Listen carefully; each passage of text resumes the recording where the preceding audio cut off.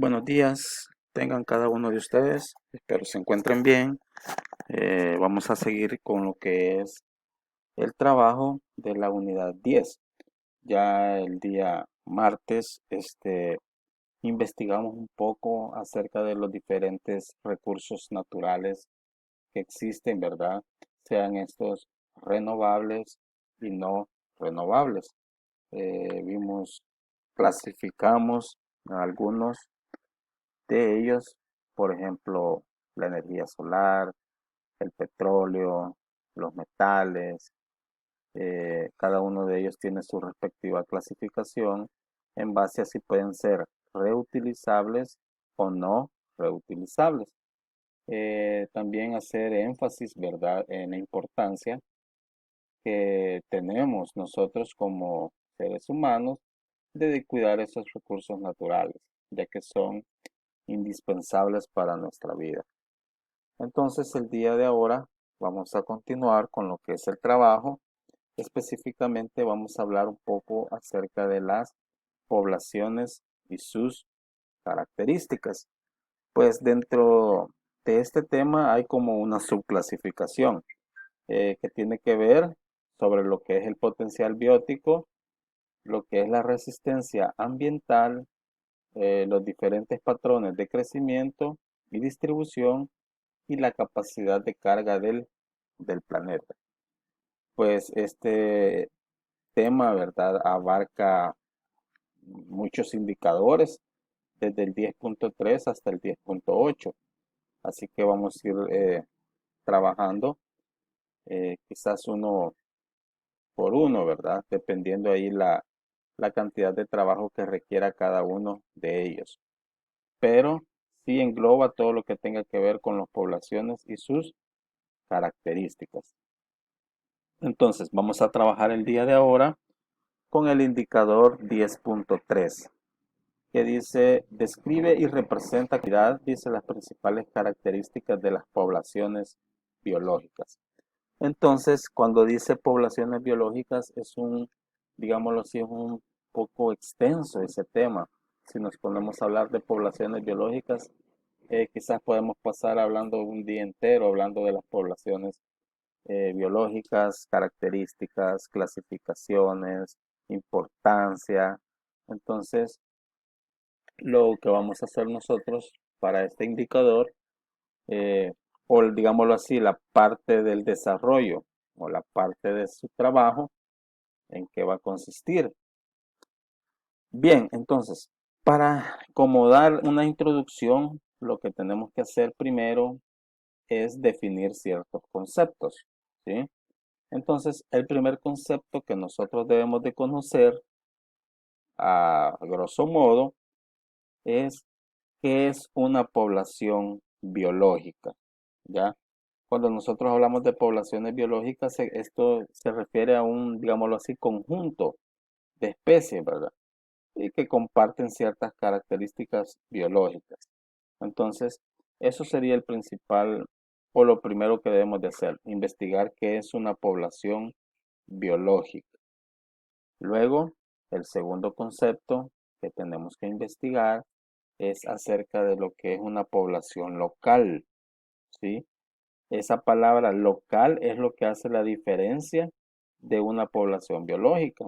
¿Por qué? Porque ya local estamos hablando de un grupo de individuos de una misma especie, ¿ya? Sea una población local de tigres, una población local de jirafas, una población local de leones. Entonces, eso es lo que hace la diferencia entre ambos conceptos. Repitiendo, primer concepto que es una población biológica, segundo concepto que es una población local. Seguidamente, con lo que son los conceptos, vamos a investigar qué es una dimensión espacial, ¿sí? Una dimensión espacial y una dimensión temporal, que son prácticamente conceptos que están relacionados con lo que es la población biológica.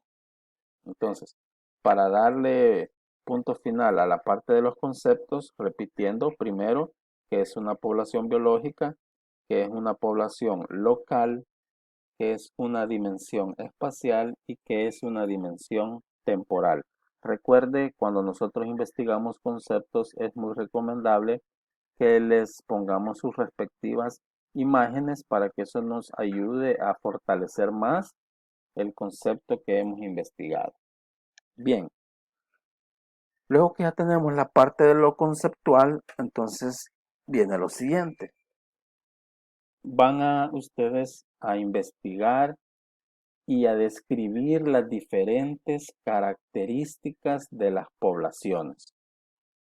Ya tenemos conceptos de población, hoy pasamos a describir las características de las poblaciones. Entonces, ¿cuáles son esas características que ustedes van a investigar y a describir? Literal A, que es la densidad poblacional. Literal B, que es la distribución de edades. Literal C, que es la proporción de sexos.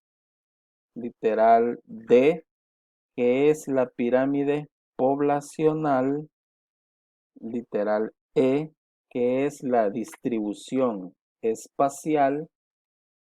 Dentro de la distribución espacial, usted me va a poner la clasificación, que se clasifican en distribución al azar, distribución uniforme y distribución agrupada. Luego, continuando, van a investigar qué es la migración. Siempre estamos con las características de las poblaciones. ¿Qué es la migración? Ahí van a encontrar ustedes otra clasificación que tienen que investigar: migraciones verticales, migraciones horizontales.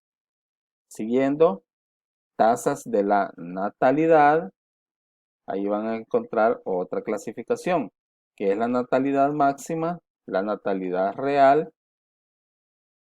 Luego pasamos a otra característica de las poblaciones, que es la tasa de mortalidad. Siguiente característica, las curvas de sobrevivencia.